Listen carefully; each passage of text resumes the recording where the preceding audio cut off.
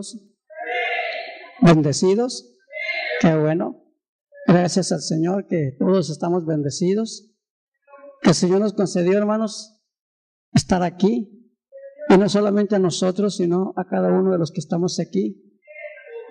Cumpliendo, gloria al Señor, con nuestro compromiso que tenemos como pueblo, como el pueblo del Señor. Dice el salmista que es bueno y delicioso es cuando los hermanos habitan juntos en armonía, con un deseo, con un anhelo. Y aquí estamos, hermanos, en esta noche ya agradecidos, dando gracias a Dios, hermanos, porque Él nos ama. Yo lo digo, gracias a Dios porque Él nos ama. Y su amor, hermanos, el amor eterno de Dios se manifestó no solamente con nosotros, sino con la misma humanidad, hermano, porque las lamentaciones de Jeremías dice el pueblo, ¿verdad?, que no es sino por su misericordia, que no hemos sido consumidos, porque nunca han decaído sus misericordias nuevas, son cada mañana. Y no solamente para nosotros, hermanos, sino yo creo que el amor de Dios es grande, que siempre está esperando, gloria al Señor, de que aquellos hermanos que han de venir, que hasta este día no han venido, quizá el día de mañana lo acepten. Porque aunque nosotros no sabemos, hermanos, quién ha de creer, Dios sí sabe, pero nosotros debemos de hacer el trabajo. Debemos de hacer el trabajo, unos repartiendo folletos, otros de una forma, otros de otra, pero la gran comisión sigue.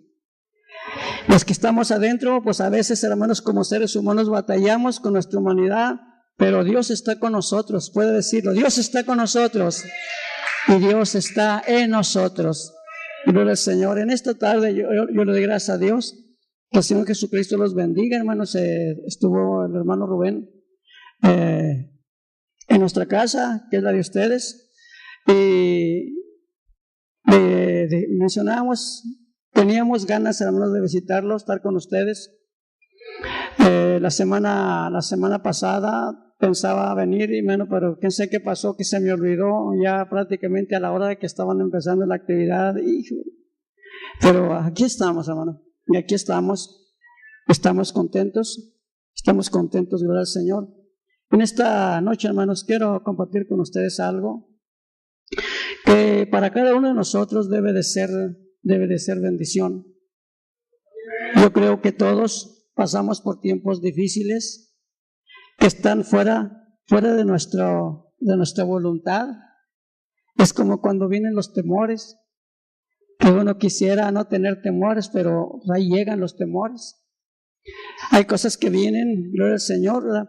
Pero una cosa sí podemos saber, que Dios está siempre con nosotros. Abra su Biblia en el libro de Reyes, gloria al Señor. En esta parte, hermanos, quiero antes de comenzar, de iniciar,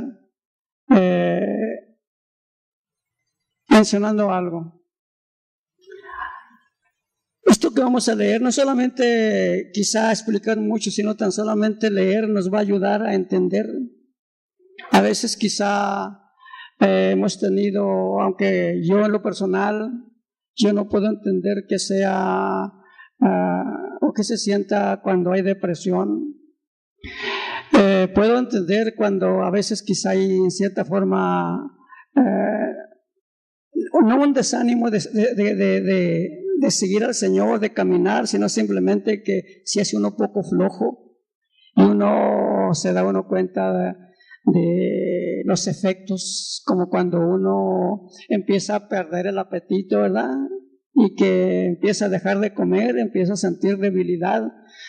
Pero no debe de existir eso, hermano. Tenemos que luchar en contra de todo eso, y la única forma es alimentarnos. Solamente es la medicina el alimentarnos. Vamos a ver, hermanos, el testimonio de un hombre de Dios, que podía alguien quizá sentir o pensar que a este hombre de Dios le vino en cierta forma desánimo o depresión o tristeza, porque en aquellos tiempos vivía un rey malo con su esposa mala, que prácticamente quien lo manipulaba a este rey era su esposa. Esta mujer hizo cosas muy malas, y el profeta conocía y sabía lo que podía hacer esta mujer. En cierta ocasión, el profeta Elías hizo algo, hermanos, de matar, me parece que fueron 400 profetas de Baal. Fueron 400. Y le disgustó a esta mujer. Y dijo, así como hiciste tú con estos 400, yo voy a hacer contigo lo que tú hiciste con esos 400. Y nos marca la escritura que en cierta forma como que Elías se sintió quizá un poquito desanimado o quizá un poco triste al sentirse que era el único profeta que quedaba. Pero Dios, hermanos, es maravilloso. Dios nos motiva, Dios nos anima, que donde quiera que nosotros vayamos, ¿verdad?, podemos encontrar el pueblo del Señor. Podemos encontrar gente que nos ama. Él también quizá pudo haber entendido, ¿verdad?, que no solamente quedaba él. Aún en la rebelión del pueblo, en su forma de actuar, había mucho pueblo que creía en Dios. Pero bueno, vino en su vida en cierta forma desánimo, pero Dios trató con él y lo motivó. Y esto nos va a ayudar a nosotros a entender de que, como dice el escritor de los Hebreos, que Dios habla de muchas formas, habla de muchas maneras, o habló de muchas formas, ahora nos habla por medio del Hijo. Y una de las cosas más maravillosas que podemos entender que Él ha depositado su Espíritu Santo en nosotros, cuando leemos el Evangelio según San Juan, ahí nos enseña, cuando el Señor habla tocante al Consolador, dice, yo me voy a ir, pero no los voy a dejar huérfanos, voy a enviar el Consolador y Él les va a enseñar, Él les va a decir, Él les va a enseñar y les va a decir. Entonces ahora la obra, hermanos, del Espíritu Santo obra en cada uno de nosotros, nos enseña, nos muestra, aún hará cosas maravillosas que nos mostrará en los tiempos del fin, como dice el libro de Amós, que no hará nada el Señor sin que antes revele su secreto. Hay cosas que va a revelar, hermano, pero aunque son cosas que quizá sean secundarias al punto que vamos a tratar, Dios sigue obrando. En el capítulo número 19 de la Primera de Reyes, bendito sea el nombre del Señor. Vamos a leer, bendito sea el nombre de Cristo Jesús. Vamos a leer el versículo 1 solamente para tratar de entender. Yo creo que todos ustedes conocen todo esto. Ya lo hemos leído muchas veces, todos lo hemos leído muchas veces. Y si no muchas, por lo menos una, se nos ha hablado mucho, por lo tanto no ignoramos esto que vamos a ver. Dice, y Acab dio a Jezabel la nueva de todo lo que Elías había hecho y de cómo había matado a espada a todos los profetas. Yo me pongo a pensar, por ejemplo, ¿cuál sería o qué significaría esta mujer para Acab? ¿Qué significaría qué fuerza tendría esta mujer en la vida de Acab? Yo creo que tenía una fuerza muy grande,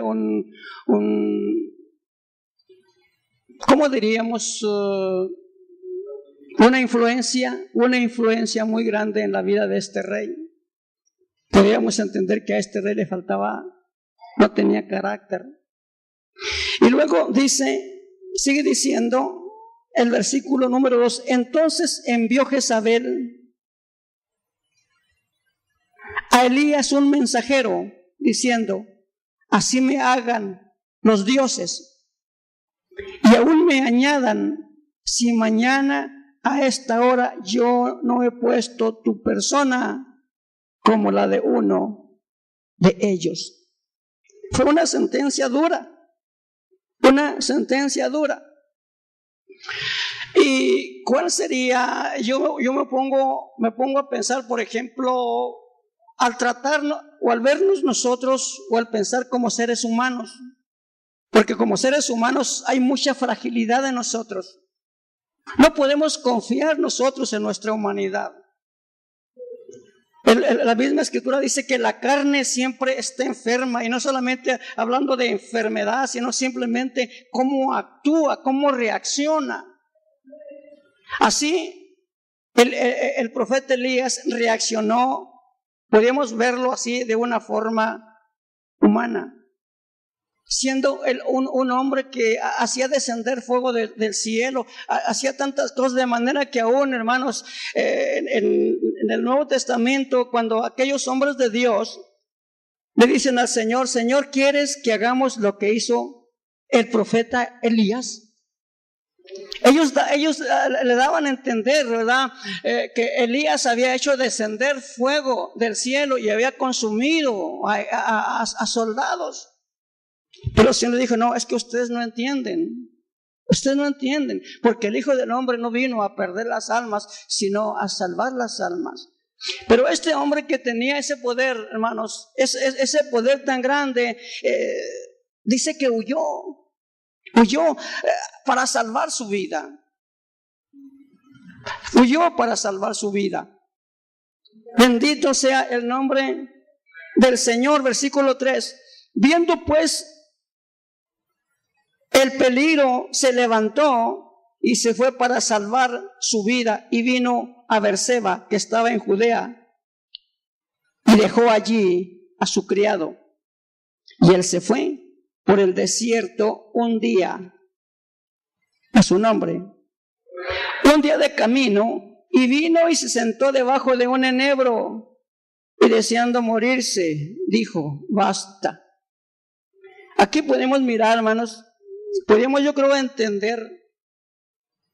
A veces puede existir o pasar en cada uno de nosotros algún estado de ánimo, como lo dije yo, quizá alguien ha experimentado el problema que surge cuando viene la depresión.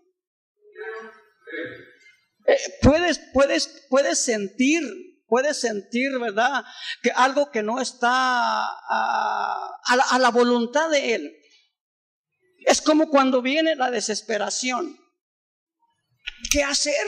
El profeta dijo: basta ya. Pero ahí estaba Dios. Ahí estaba Dios, aún en la condición de este profeta. Ahí estaba Dios para motivarlo, para animarlo. Y esta enseñanza debe demostrarnos o enseñarnos a nosotros que en todo ahí está Dios. Ahí está Dios. Cuando Dios, ¿verdad?, le habló a Josué, dice: no te voy a dejar ni te voy a desamparar. Le dice: así como estuve con Moisés, voy a estar contigo. Así como estuvo con Moisés, como estuvo con Josué, está con nosotros. Entonces, ¿cuál es el problema? Porque va a venir a veces quizá eso, no saber qué hacer. El profeta dice: basta. ¿Cuántos dan gloria a Dios? Dice: basta ya, oh Señor, quítame la vida, pues no soy yo mejor que mis padres. Echándose pues debajo del enebro, ¿qué dice? Se quedó dormido. Yo le digo esto, hermano: cuando uno está enfermo, cuando uno está desanimado, cuando uno tiene ciertas dificultades, yo creo que su anhelo es mejor estar siempre dormido. Siempre estar dormido, desanimado, no sé qué, pero esto le pasó al profeta. Le dijo: Señor, ya basta, ya basta. Él pensaba que todos ya, y prácticamente que nomás él quedaba. Y se echó él a dormir. Bendito sea el Señor. Dice: y aquí luego un ángel le tocó y le dijo: levántate. Es lo que debemos de hacer. Siempre. Y si a él lo dijo: levántate y resplandece. Así le dice: levántate. ¿Qué estás haciendo? ¿Cuál es tu problema? ¿Cuál es tu preocupación? Levántate y come. Levantarnos y comer. Alimentarnos. Pero el profeta se levantó, comió y se volvió a quedar dormido. Y el ángel vuelve una vez más y lo vuelve otra vez: levántate y come. Y se vuelve a levantar. Yo creo que el problema en el caso de Elías era difícil como humano.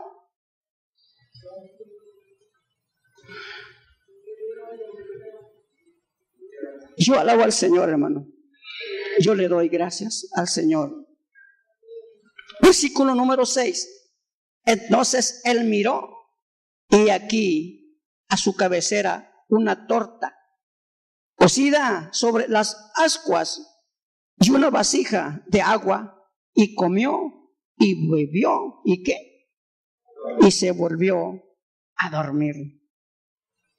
Versículo 7. Y volviendo el ángel del Señor la segunda vez, le tocó diciendo: levántate y come, porque el largo camino, ¿qué dice?, te resta. Se levantó pues y comió y bebió, y fortalecido con aquella comida, caminó 40 días y 40 noches hasta el monte Horeb, al monte de Dios. Si nosotros tomáramos figuras, ¿cuál es nuestra posición en la actualidad? Nos convertimos, Dios nos sacó. Acuérdese lo que dice el apóstol Pablo a los Colosenses, me parece que es capítulo 1, dice que Él nos sacó de las tinieblas y nos trasladó al reino de su luz admirable. Aquí, ese alimento, hermano, lo sustentó por 40 días y 40 noches. Caminó hasta el monte Horeb, donde Dios le había dado la ley a Moisés. Donde Dios le había dado, hermanos, los 10 mandamientos, esas 2 tablas que hasta este día, para nosotros, hermanos, todo es una bendición. Todo es una bendición. ¿Por qué? Porque es la palabra de Dios. Aunque el punto que vamos, hermanos, es precisamente, a veces nosotros, yo en lo personal, hermanos, yo así lo entiendo, así lo siento, de que solamente nos podemos enfocar. Yo como predicador, el hermano como predicador, a lo mejor él tiene una idea, o a lo mejor yo tengo otra idea, el hermano Pedro otra idea, y son puras ideas. Pero ¿qué con la idea de Dios? ¿Cómo habla Dios? ¿Cómo contesta? ¿Cómo responde Dios? Aquí este hombre de Dios se afligió, huyó de aquella mujer y se fue y se acostó debajo de un enebro, y luego el Señor lo alimenta y se va hasta el monte de Dios, porque en el monte de Dios le va a hablar. En el monte de Dios va a tratar con él, y va a tratar de una manera quizá donde muchos de nosotros ni nos imaginemos. Yo le digo esto, hermano. Hay cosas que muchos de nosotros quizá no las podamos aceptar de una totalidad, o no las podamos percibir, pero una cosa sí podemos entender, que si aquel percibe aquella forma, de aquella manera, y se deleita y reconoce y acepta que el Señor está en su vida, yo entiendo que el Señor, aunque sea de una forma distinta, Él está en mi vida. Hace unos días yo predicaba y testificaba precisamente cuando hay gente que dice que Dios, ¿por qué Dios condena? Dios no condena. Dios no condena. Dios es amor, Dios es misericordioso. Pero cuando el hombre rechaza el amor de Dios, tiene que pagar las consecuencias. Y no que Dios lo mande, solo se va. Pero aquí, en este caso, de este hombre de Dios, sucedió algo que es lo que vamos a considerar. ¿Cuántos dan gloria a Dios? Versículo número 9. Lo que pensaba él.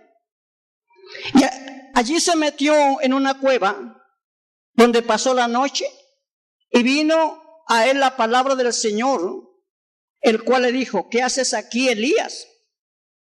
Él respondió: he sentido un vivo celo por el Señor Dios de los ejércitos, porque los hijos de Israel han dejado, ¿qué cosa? Tu pacto, han derribado tus altares y han matado a espada. ¿A quién? A tus profetas, y solo yo. ¿Qué cosa?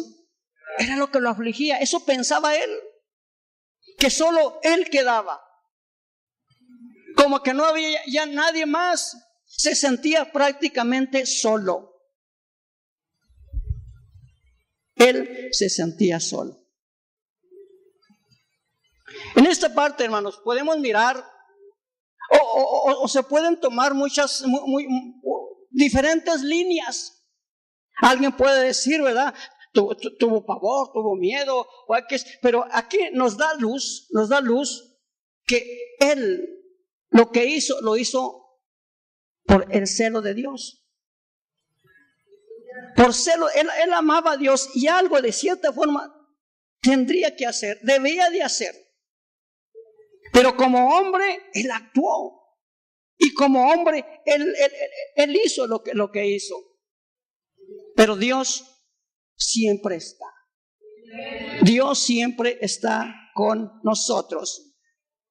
Dice el versículo, vamos a brincarnos al versículo 11.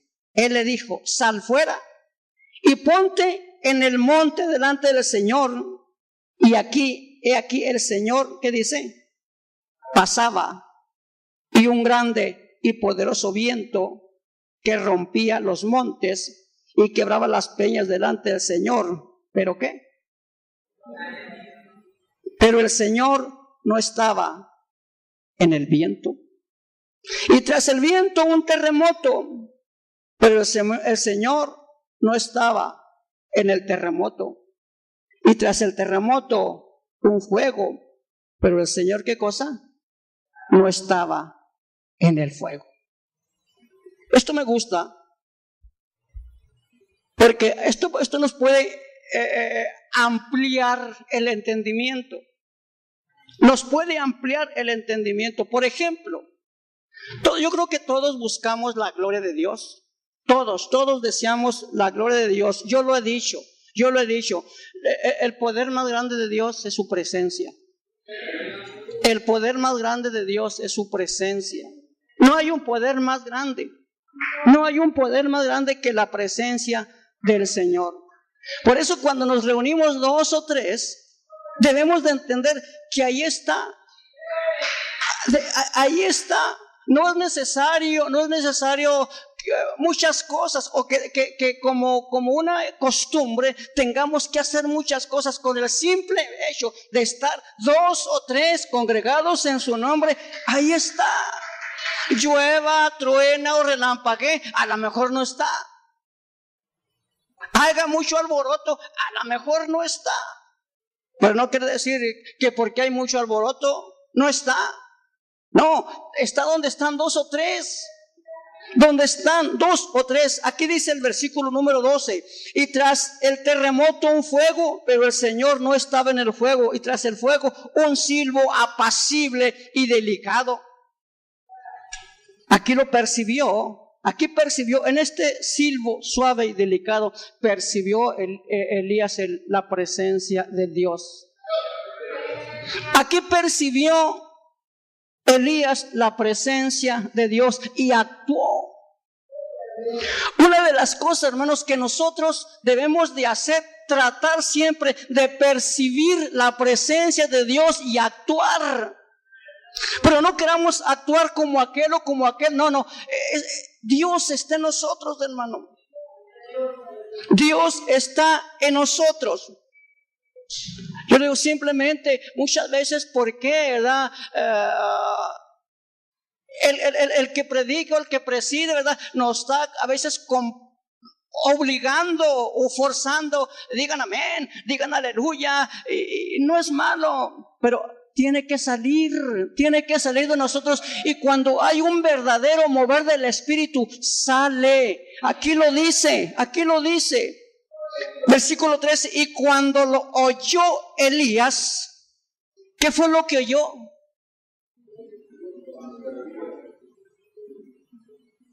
Un silbo suave y apacible. Cuando lo oyó Elías, cubrió su rostro con su manto y salió y se puso a la puerta de la cueva, y aquí vino a él una voz diciendo: ¿qué haces aquí, Elías?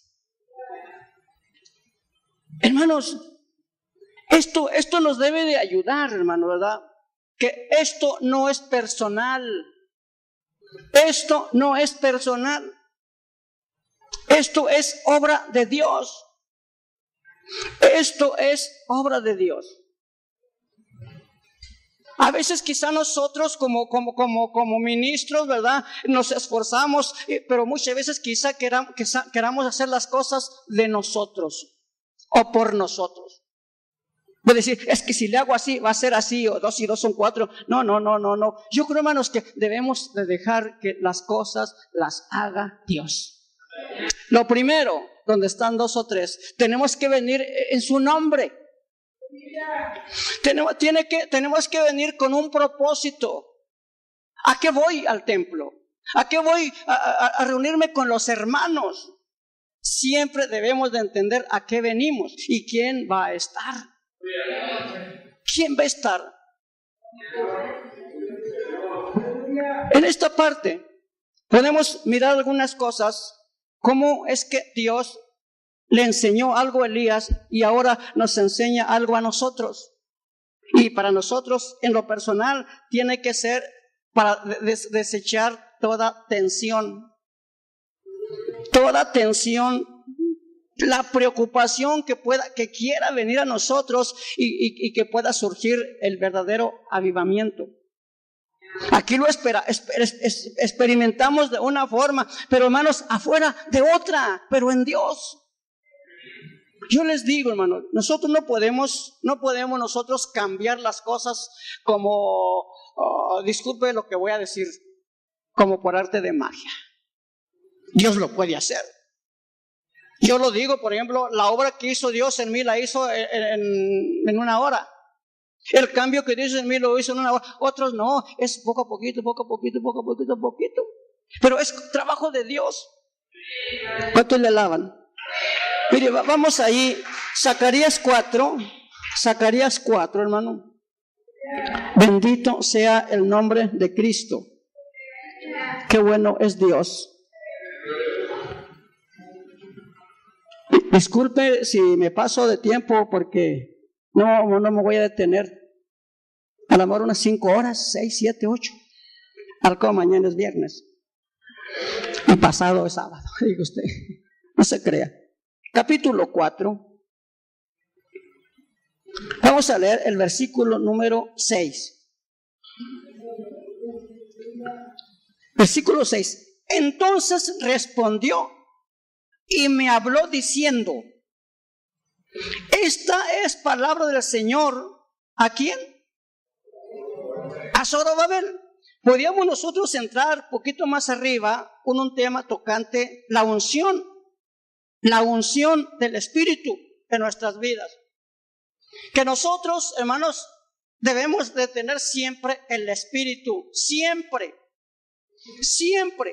Pero dice aquí: entonces respondió y me habló diciendo: esta es palabra del Señor a Zorobabel, que dice, ¿qué es lo que dice? No con ejército ni con fuerza, sino ¿con qué?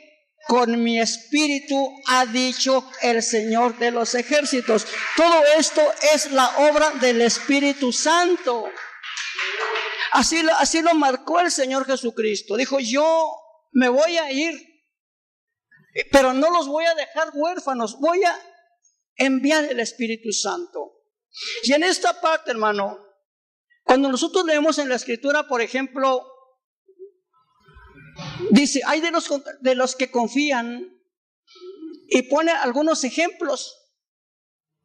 Por ejemplo, los que confían en los carros, en los caballos, o en la fuerza de los egipcios, o en la fuerza de Faraón. Y cuando dice, hay de los que confían en los caballos, dice, son carne, los caballos son carne, los ejércitos son carne. Pero mi palabra es espíritu. Dice el Señor, mi palabra es espíritu. Entonces, nuestra confianza está puesta en Dios.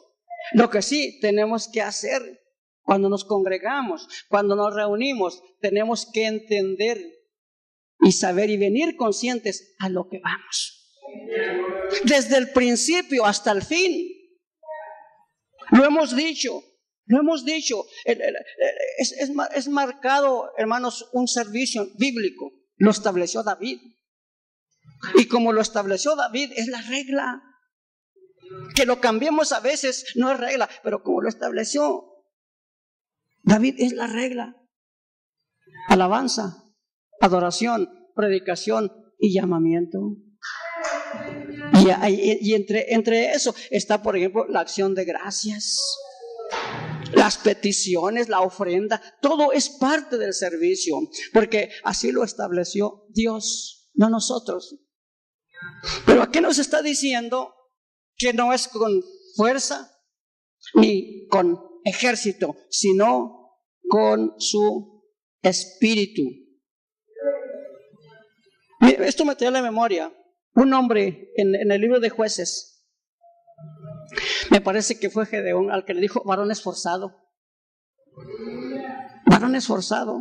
Dice que en el libro de los Jueces y en aquellos hombres, cuando venía el Espíritu del Señor sobre ellos, ellos actuaban. Y era Dios quien actuaba. Así tenemos que movernos nosotros. Porque una cosa es cuando yo me mueva, a cuando Dios me mueva. Cuando Dios lo mueva, a cuando usted se mueva. Muchas veces nos movemos nosotros.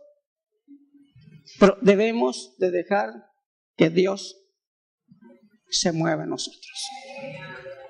Y le digo esto, debemos de dejar que el Espíritu de Dios trabaje en nuestras vidas. Pero para eso, hermano, es algo que tenemos que, desde un principio, esto tiene que ser algo continuo, algo continuo de todos los días, esfuerzo. Yo les digo, ¿verdad? Hay cosas que tenemos que hacer, por ejemplo, las hermanas, ¿verdad? Que lavar, que planchar, que hacer comida, deben de hacerlo. El varón irse a trabajar, a lo que sea, debe de hacerlo. Los niños a la escuela deben de hacerlo. Pero en todo está Dios. Debe de estar Dios en todo. No debemos de soltarnos en ningún instante de Dios. Primero Dios. Y después también Dios. Para terminar, no sé tiempo, solamente quiero leer 2 versículos en el Evangelio según San Juan. Gloria a Dios. Evangelio según San Juan. Vamos a hablar poquito, solamente voy a dar lectura a algunos versículos bíblicos. Capítulo 14. Sí, todavía tengo un tiempecito. Gloria al Señor. Capítulo 14, versículo número 25. Vamos a ver 3 porciones bíblicas. Dice así, versículo 25, os he dicho estas cosas estando con ustedes. Esto le está diciendo el Señor Jesucristo. Les he dicho estas cosas estando con ustedes. El 26, mas el Consolador, el Espíritu Santo, a quien el Padre enviará en mi nombre, ¿qué dice? Él les va a enseñar todas las cosas. ¿Quién iba a enseñar todas las cosas? El Consolador, el Espíritu Santo. Es el que nos debe de enseñar todas las cosas que conciernen a la vida y a la piedad, todas las cosas. Bendito sea el nombre del Señor. Vamos a seguir leyendo. Capítulo 14, versículo 26. Dice, pero cuando venga el Consolador, ¿a quién qué cosa? Yo enviaré. ¿Así dice? Dice, pero cuando venga el Consolador, a quien yo os enviaré del Padre, el Espíritu de verdad, el cual procede del Padre, Él dará ¿qué? Testimonio acerca de quién? De mí, dice el Señor. Es el 15:26, perdón. 15:26. Discúlpeme. Vamos a volverlo a leer.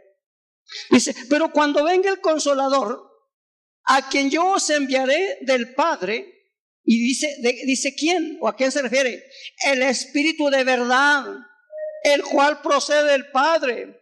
Dice, ese Espíritu de verdad va a dar testimonio acerca de mí. El último versículo, vamos a leer 16, 12 y 13. Y con esto termino. Nuestro hermano Rubén, que pase. Dice, aún tengo muchas cosas que deciros. 16, 12. Pero ahora no las pueden sobrellevar. Versículo 13. Pero cuando venga el Espíritu de verdad, ¿qué dice? Él os guiará a toda la verdad. ¿Por qué? Porque no hablará por su propia cuenta, sino que hablará todo lo que oyere y os hará saber las cosas, ¿qué cosa? Que habrán de venir. O sea, esto lo decimos, aún de las cosas que han de venir, Dios nos va a enseñar. Dios nos va a enseñar para que no haya en nosotros desánimo, tristeza, que no estemos ociosos. ¿Y ahora qué hago? Hay muchas cosas que hacer. Yo siempre lo digo, hermano, siempre lo digo. La obligación o el deber de una congregación es orar por los ministros, apoyar a los ministros. Principalmente, orar mucho por los ministros. ¿Por qué, hermano? Porque cada ministro es un regalo de Dios para la congregación. Cada ministro es un regalo de Dios para la congregación. Así que, hermanos, que el Señor nos ayude. Que el Señor Jesucristo nos bendiga a todos. Y a su nombre.